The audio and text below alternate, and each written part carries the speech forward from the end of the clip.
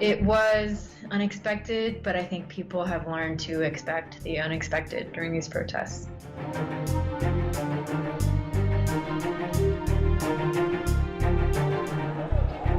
It's getting extremely hard to breathe.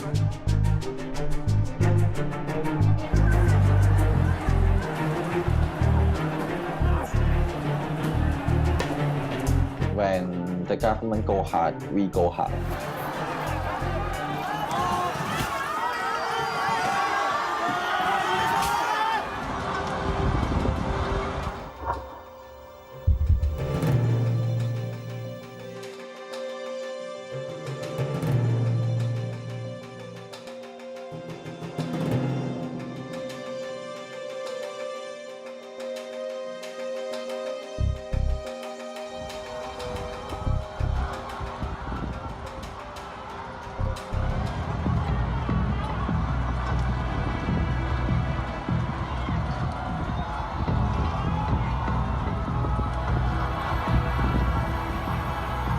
The whole movement started from the proposed amendments by the Hong Kong government of the extradition bill in February this year.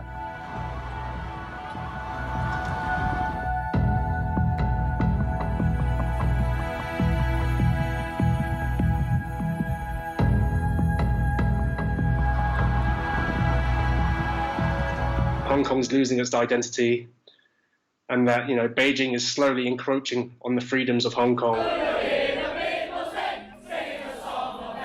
And as we all know, that mainland China doesn't have a very sound legal system. They've got courts that don't really function as courts. They're just like show trials. And the other fear is that China might use this as an excuse to try and arrest anyone that they feel is, you know, speaking out against their regime. So no one really trusts the legal system in China. The protest really kicked off with the million-person march on June 9th. And then when the government decided to go ahead with discussing the bill, there were violent protests on June 12th, I believe. And that's when the first rounds of tear gas were fired on protesters throughout all these protests.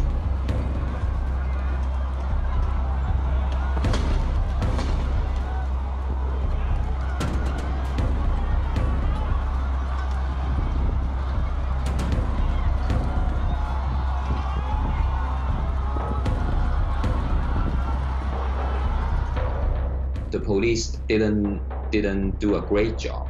As professionally trained armed force, they should have an aim when they use their force.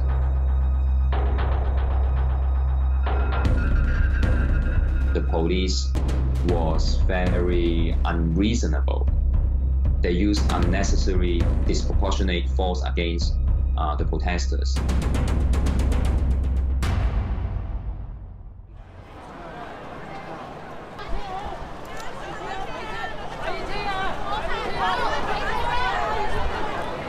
Up there, the smoke in the background, that's tear gas.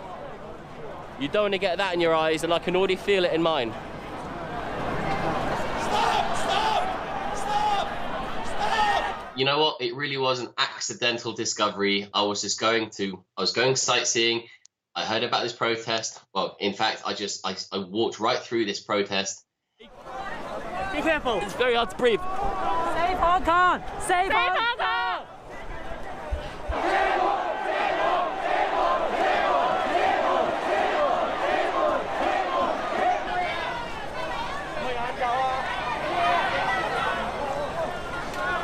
People are throwing down reinforcements, umbrellas against the water cannons. They've been handing out masks and goggles to everybody. And these are the umbrellas, the reinforcements that are being passed forward in a very organised manner.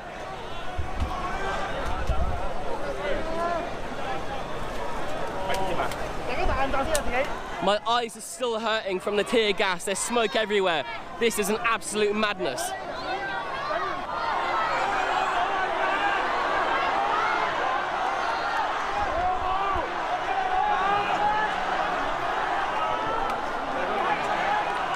It was a moment of panic. It was a moment of carnage. My mind was up here. I was in this moment of adrenaline. I was very aware of my surroundings. I saw lots of things which really made me worried, not only for my own safety, for my girlfriend's safety, but for the safety of the protesters and the safety of the police. We're right in the middle of this. We need to get out of here. Wait, there's tear gas right there. There's tear gas right there. Ah! Ah!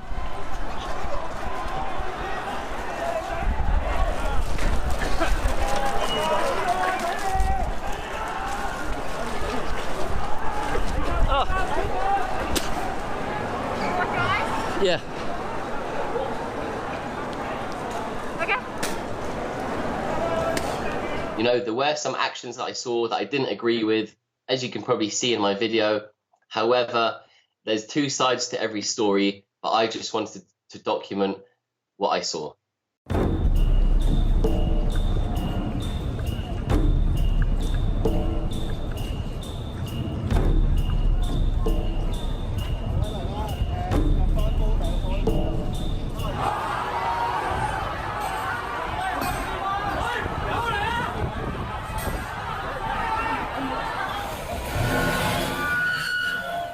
Thousands of protesters gather in front of the Legislative Council to try to stop the legislative process.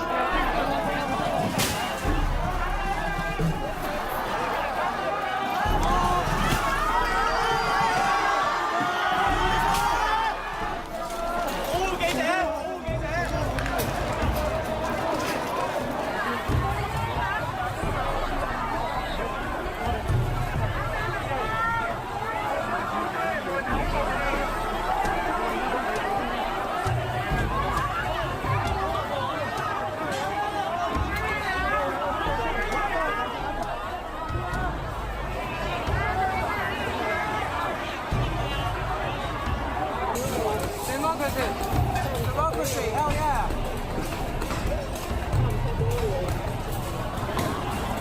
When the government go hard, we go hard.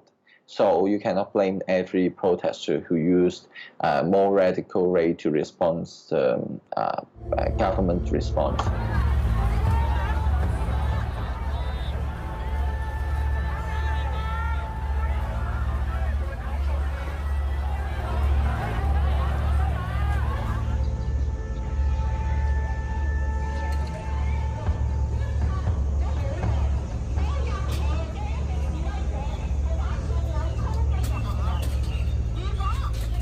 For Hong Kong, Legislative Council split in two parts. First part is elected by every Hong Kong people. The second part is elected by the professionals and the companies. So the government and the chief executive have no need to listen to the voice of Hong Kong people.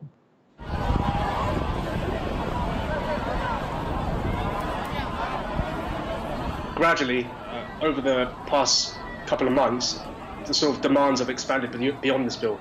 So there are 5 major demands. The first one is, of course, to withdraw the extradition bill formally. There's also the demand to release all arrested protesters. They want the designation of riots to be removed, since both the government and the police have called the protests riots. They want an independent inquiry into police conduct. And finally, the biggest, most ambitious demand, in my opinion, is universal suffrage.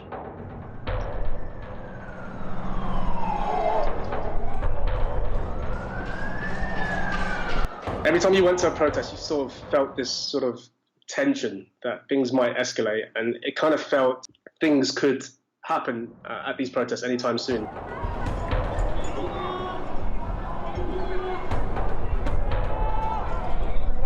So I was stood on the main road with a lot of the protesters. I could see that these people were very well prepared for almost like a battle, you could say. And here I was turning up with like nothing, basically, like no protection, no eye mask, no gas mask either. The police had been firing tear gas for like about a good 3 hours before I'd arrived, so it was sort of hanging in the air. You could always smell it. It was always stinging your eye. So I kind of felt a little bit nervous. You know, what if the police charge? What if the protesters start throwing stuff? What if they start firing tear gas? It's getting extremely hard to breathe right now. Suddenly one rolled towards me and I thought, hang on, this seems a bit strange. How did that end up so close to me?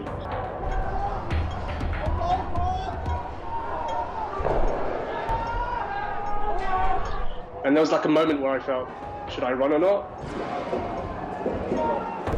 Okay, I need to run because I don't have any protection.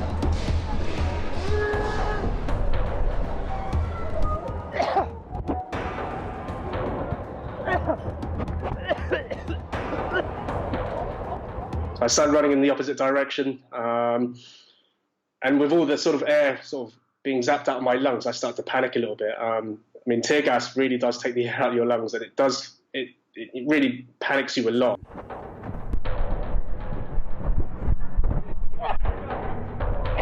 I followed some of the protesters who were fleeing down the side streets of Shanghai. But as I went down the end of one side street, I was met with a wall of police who were also firing tear gas.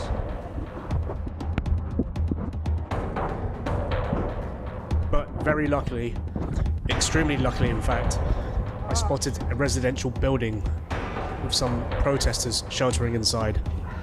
The security guard buzzed me in. I'm going inside, was I?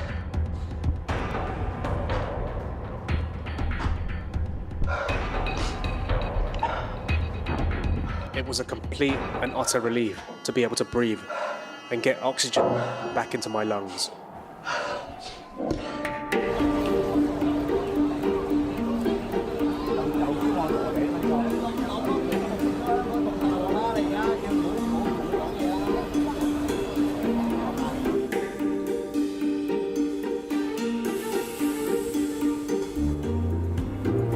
Over the past 3 months, we saw the protesters has been largely peaceful, and Hong Kong people has been famous for organizing peaceful protests.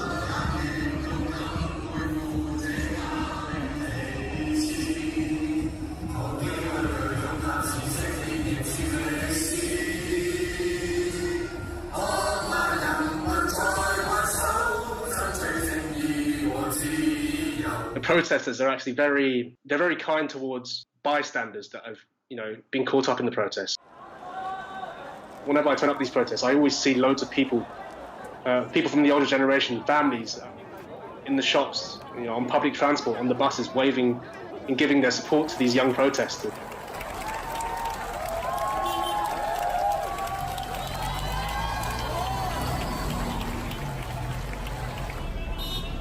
So it's just all these random acts of kindness that I see, which the mainstream media isn't showing you.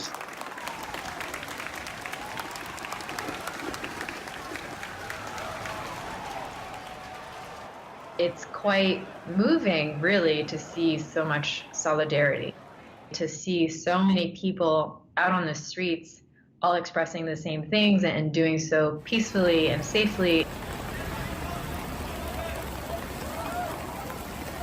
I've had, you know, when it's raining, you can actually count on someone offering you an umbrella or a rain jacket. There was one time it started raining and I realized I didn't have anything to protect me or my camera, and I just walked around knowing that someone would offer me something eventually, and they did. There's been all sorts of types of protests. There's been, you know, silent sit-ins. There's been the hand-holding protest, the Hong Kong Way. Fight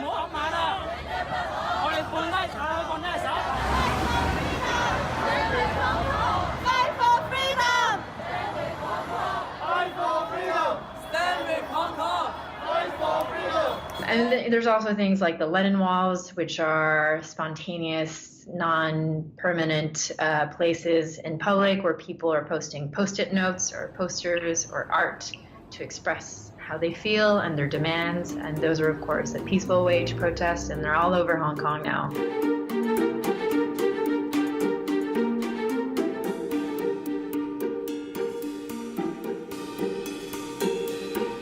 They talk about the police brutality. They talk about how the police should stop being so brutal.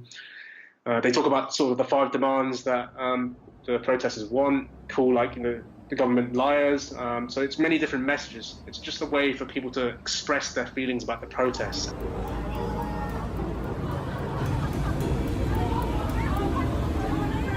There's a lot of different ways people are expressing their opinions and wanting to have their voices heard.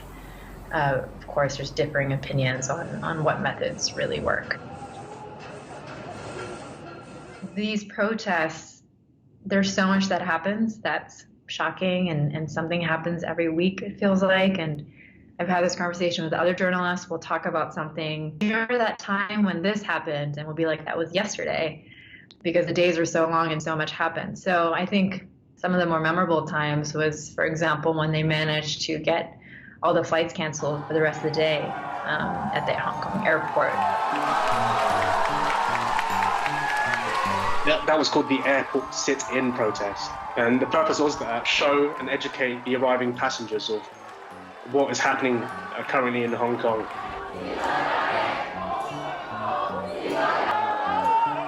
And the way they did that was they surrounded the departures hall with all their materials, their signs.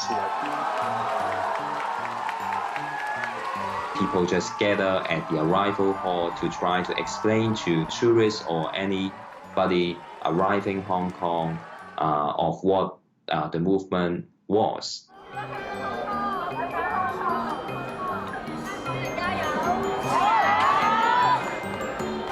So I came back while they were having airport protests, and it was very peaceful.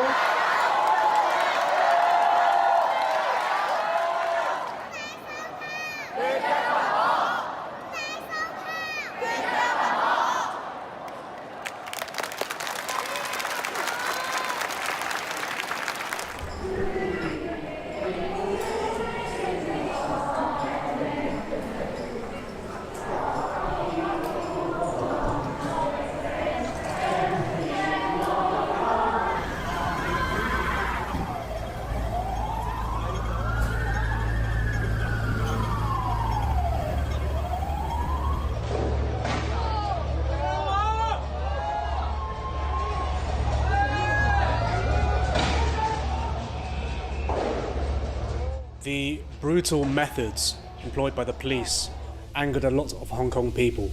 Consequently, the next day, the protesters decided to extend the demonstration at Hong Kong airport. However, the aim this time was not just to sit in at the airport, but to disrupt and shut down the operations. There were so many people that the airport was forced to cancel all flights for the rest of the day. All flights have been cancelled. All passengers are advised to leave the terminal building as soon as possible. The same thing happened again the next day on Tuesday. Flights were also cancelled.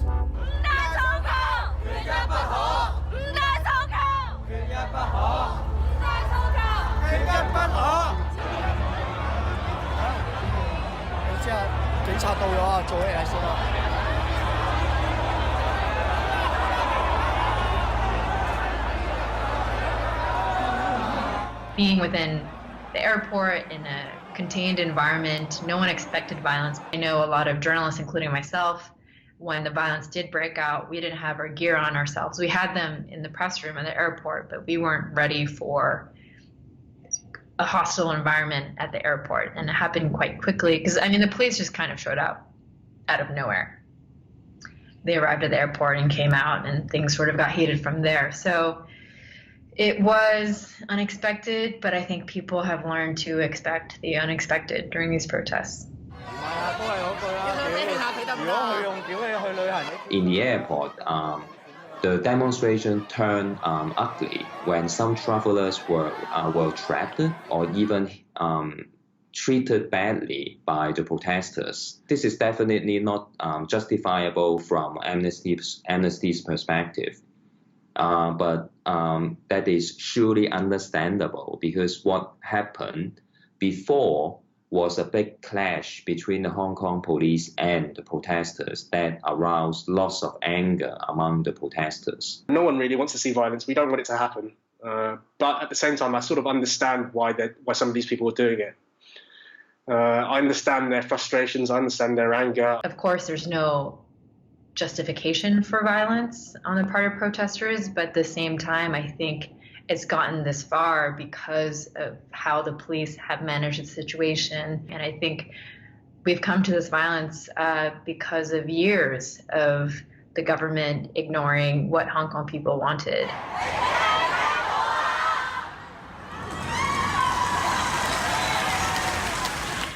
What's different about these protests is that it's a leaderless movement. It's like a coalition between many different groups. They call it the Be Water movement. This strategy comes in the form of flash mob protests. These protests rapidly change location during the course of a day, and you often get different groups splitting to go to other areas of Hong Kong. This catches the police off guard and stretches their manpower.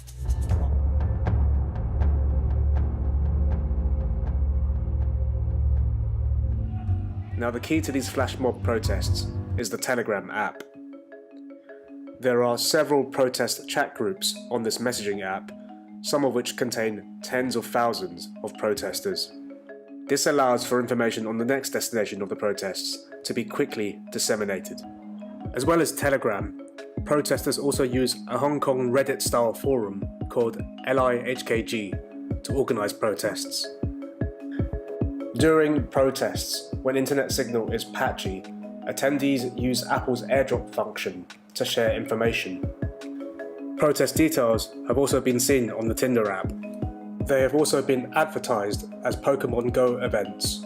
Maps of the MTR subway system are shared during demonstrations, which detail when a subway station is closed or if there's a police presence at a station. So social media is kind of at the heart of the protests, I would say. I think it would be a completely different protest if it weren't for social media.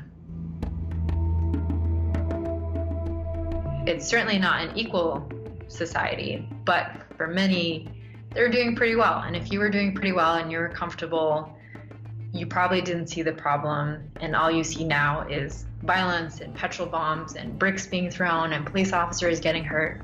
So I do understand why they feel that way. There's often a place, or sometimes can be the place, where criminals from China can just flee to without any fear of being extradited back to China. It becomes like a sort of safe haven for them. So I sort of see that argument to that.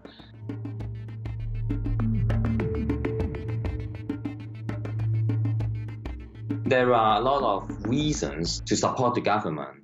Well, on one hand, Amnesty share some of the arguments. For example, an extradition agreement is a correct way to help two governments to extradite criminals or suspects, but that agreement has to be in compliance with international human rights laws and standards.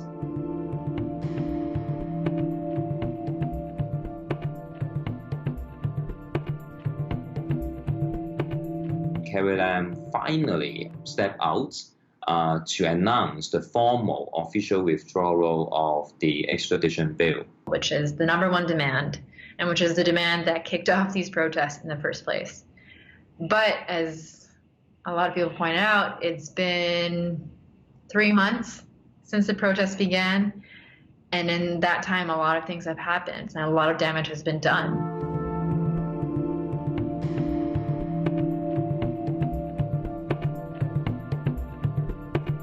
And I think the extradition bill, while it's still a demand, is no longer the main concern. I mean, the most common chant of the protests is 5 main demands, not 1 less. So she's given them 1 demand.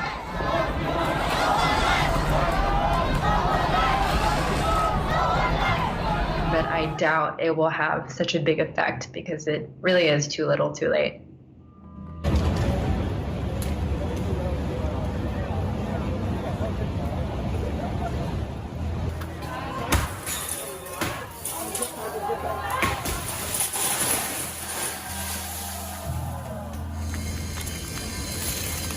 I don't believe in mindless violence. There's got to be a tactic to it. Some people might disagree with me, but to an extent, it has actually forced the government to act. So the withdrawal of the bill was partly down to the violence, because the chaos on the streets has actually forced her to think and give in to one of the demands.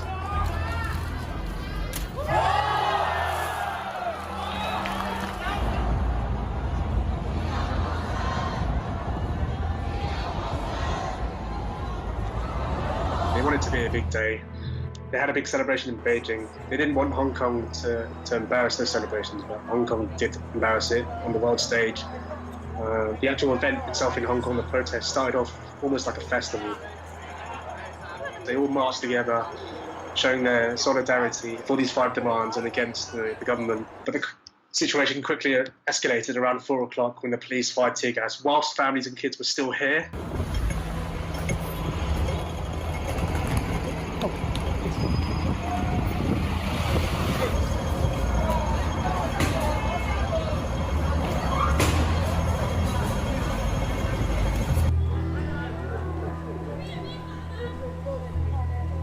And then the situation sort of came to a head in the evening when we found out the news about the protester being shot. That was the big turning point of the night. That is when the anger reached a new level.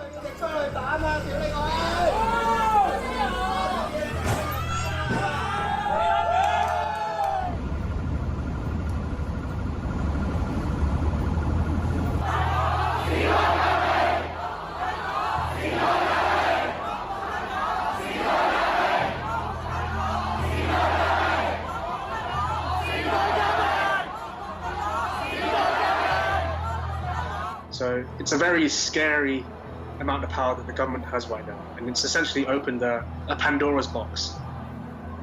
These protests started over the extradition bill, which is seen as something that was giving the government too much power, that was allowing them to arrest people in Hong Kong, perhaps take them over to China.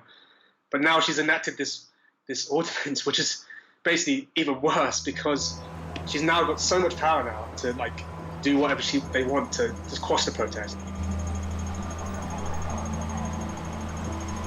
The protests will definitely go on for at least a couple of months, I would say. And I can't see why the protests would die down if there is no concession on the part of the government. So I hope that Hong Kong finds peace again. I hope Hong Kong society can find a compromise where everyone's somewhat happy, and I hope the government and the police can regain the public's trust.